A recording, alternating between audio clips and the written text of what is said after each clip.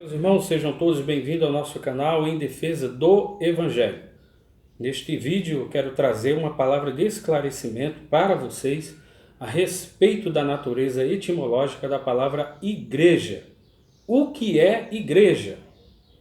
Nós temos aí um conflito etimológico e social, onde pessoas reivindicam para si o significado exclusivo de igreja, eu sendo igreja, você sendo igreja. E temos um conflito porque algumas pessoas, os religiosos, conforme foram assim designados, ou nominalmente falando, os religiosos dizem que o templo de pedra é a igreja. A primeira coisa que eu quero esclarecer para vocês é que esse contingente que está em ascendência nas redes sociais, com o advento da internet e das redes sociais, todas as plataformas de debates como o Facebook, o WhatsApp, blogs, essas coisas todas, estão aí dizendo que o templo de pedra não pode jamais ser igreja e que a igreja somos nós. Nesse primeiro momento eles estão certo em dizer que nós somos a igreja. Nós somos a igreja, tá? Nesse primeiro momento. Agora falta para eles a iluminação, a compreensão da etimologia da palavra, que é a etimologia primitiva, e também a etimologia popular. Na etimologia popular, muitas vezes a etimologia primitiva ela é modificada. Não é? No latim, a palavra puella sunt laudante, quer dizer, as meninas juntas louvam. Bonitinho, né? Só que a palavra puella, em latim, é aquela palavra pejorativa para puta que nós conhecemos aqui no Brasil. Ninguém vai chamar sua filha, que é menina, em latim, puella, puta, de menina. Ninguém vai chamar aqui sua filha nesse sentido. A palavra lá em Portugal, feminino de rapaz, é rapariga, não tem problema nenhum. Mas aqui no Brasil, especialmente na região norte e nordeste, você não vai fazer isso.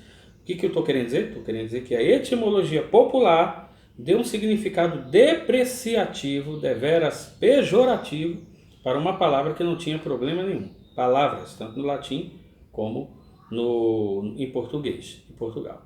Bom, dito isto, eu quero dizer para vocês que a religião cristã chamou o templo de pedra de igreja. E para mim não tem problema nenhum ainda. Eu sei que eu sou igreja, eu sei que eu sou o templo de Cristo.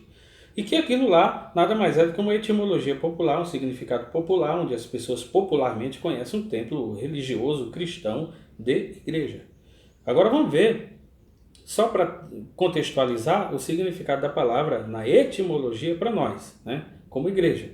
É uma palavra grega, tem origem no grego, e o uso é datado antes mesmo do surgimento do cristianismo, tá?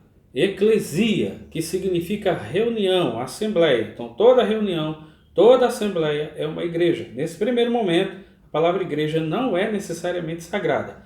Por isso ela precisa de um contexto. Se você disser que a palavra igreja é sagrada, eu vou perguntar em que sentido. Ela precisa de um contexto. Porque a Assembleia é uma reunião. Nós temos a Assembleia Legislativa, reunião lá dos caras que estão ferrando a gente. Né? Nós temos o Congresso Nacional e por aí vai. Então depende de um contexto. A Igreja de Jesus, primeira coisa, para os desigrejados, ela somos nós, mas ela precisa de reunião. Senão você vai interferir no significado etimológico da palavra eclesia. Agora veja bem, a palavra eclesia, né, vem ek, que significa fora, e kalein, que significa chamar, né? Ekalein, do grego. Tá legal aí? Então, a palavra ek quer dizer fora, e kalein quer dizer para fora, chamados para fora. Por isso que nos evangelhos nós vamos ler algumas inserções como ide por todo mundo e pregai o evangelho. Segundo Bat-Ehrman, fala que Marcos parou abruptamente no capítulo 16, versículo 8. Mas há controvérsias quanto a isso, uma vez que um amigo Euler, um abraço Euler para você aí que é professor de grego, nos ensinou que a palavra em Mateus 28, 19, ide por todo mundo, pregai o evangelho, batizando em nome do Pai, do Filho e do Espírito Santo, há uma ocorrência bem anterior. Eu vi o seu vídeo e concordo com ele. Né? Então nós temos ali a palavra eclesia, ek, para fora, e kalein, chamar. Então, chamados para fora. Os desigrejados precisam compreender e aceitar que para eles fazerem, validar, melhor dizendo, o que eles estão querendo dizer que ele, a igreja, ele precisa também se reunir. Já que querem considerar, levar ferro e a fogo, vocês têm que se reunir, tá? Senão não é reunião. Em 1 Coríntios, no capítulo 12, versículo 27, nós temos a metáfora do que é a igreja, que é o corpo de Cristo, que somos você e eu. Ora, vocês são o corpo de Cristo, disse Paulo, e cada um de vós, individualmente, é membro deste corpo. Então, eu sou membro do corpo de Cristo, metaforicamente. Romanos, no capítulo 12, versículo 4 e 5. Assim como cada um de nós tem um corpo com muitos membros, esses membros não exercem necessariamente a mesma função. Formamos um corpo e cada membro está ligado a todos os outros. Ou seja, estamos interligados e cada um tem uma função. Né? Essa igreja é assim. 1 Coríntios capítulo 12, versículo 12, ora, assim como o corpo é uma unidade, embora tenhamos muitos membros, e todos os membros, mesmo sendo muitos, formam um único corpo, assim também com respeito a Cristo. Nós somos o corpo de Cristo. Legal? Em Efésios 4,4 diz, há um só corpo e um só espírito, assim como a esperança para a qual vós foram chamados é uma só. Então nós somos aqui formando um só corpo. Colossenses 1,24, que é o grande Paulo, que é estigmatizado até pelos os desigrejados. É Paulo que fala. Então olha aqui Paulo aqui corroborando com muita coisa da metáfora. Agora me alegro em meu sofrimento por vós e completo o meu corpo, o que resta das aflições de Cristo, em favor do seu corpo, que é a igreja. Então, a igreja é o corpo de Cristo. Beleza, ok? Compreendemos, então, que nós fomos chamados para fora, nós fomos chamados para fora para pregar o evangelho, para manifestar a vinda de Deus. Agora, o que tem esse corpo? Ele precisa primeiro se reunir. Agora, o que tem esse corpo?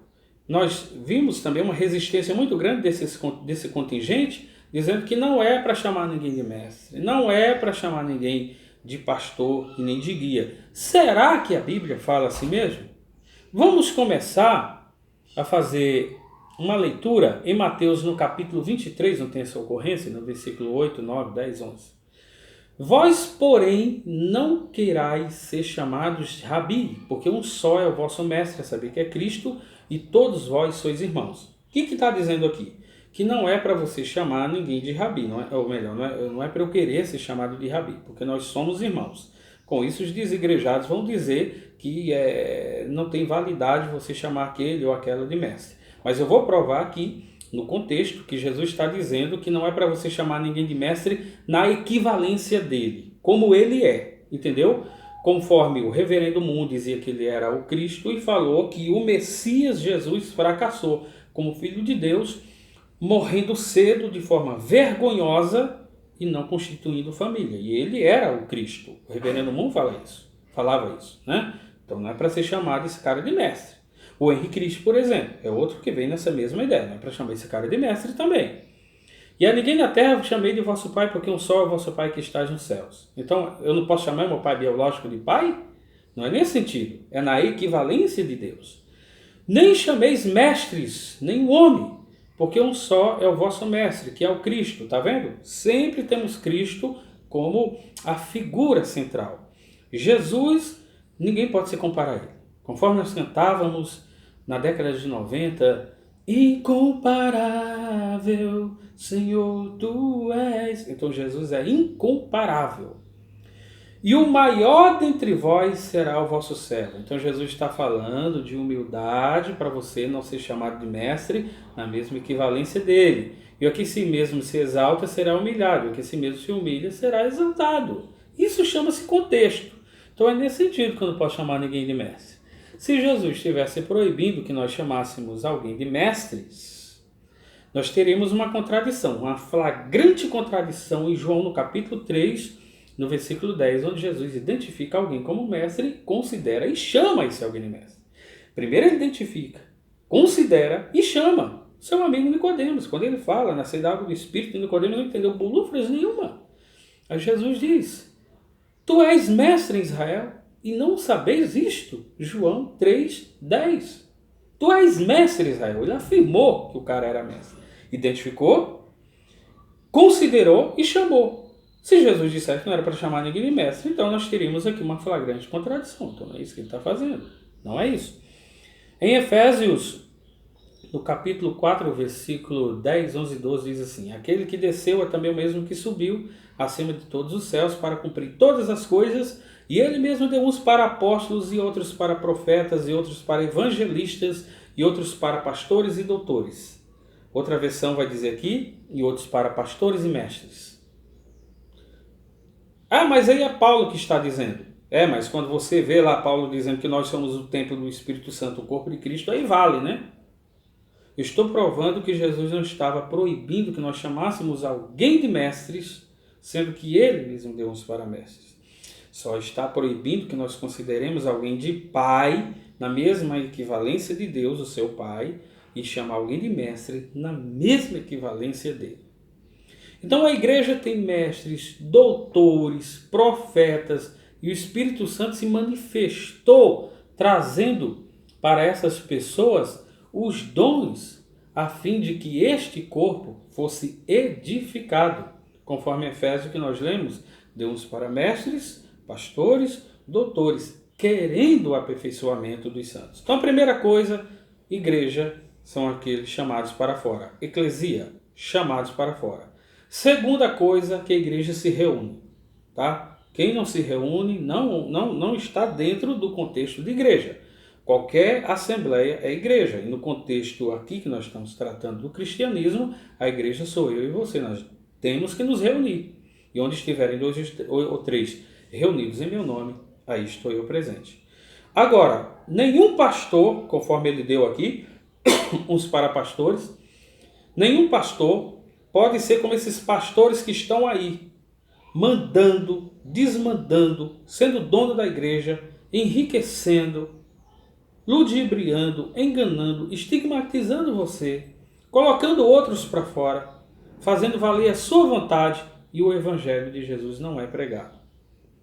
Nesse sentido, eu queria que vocês comentassem, desse like caso o vídeo mereça, e se inscreva no meu canal, né? E a gente vai gravar, eu vou gravar outros vídeos trazendo essa mesma temática, falando agora contra os verdadeiros, ou melhor, a favor dos verdadeiros pastores e contra aqueles que se passam de pastores. Meu nome é Jeremias e este é o seu canal em defesa do Evangelho. Um abraço a todos.